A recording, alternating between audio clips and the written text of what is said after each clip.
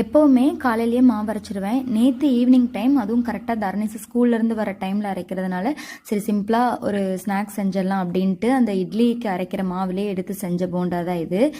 Same ரெண்டும் ஒரே குவான்டிட்டியில் எடுத்தது தான். ஒரு 3 கரண்டி அரிசி மாவும் 3 கரண்டி உளுந்து மாவும் எடுத்துக்கிட்டேன்.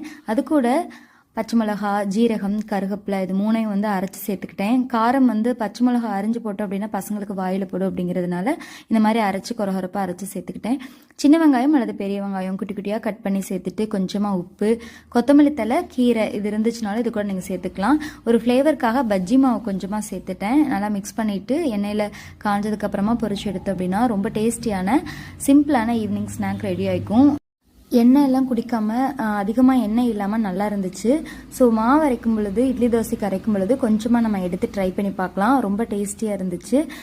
சிம்பிளான இன்க்ரீடியன்ஸ் வச்சு ஈஸியான ரெசிபீஸ்க்கு சரண்ஸ் வைப்ஸை ஃபாலோ பண்ணிக்கோங்க.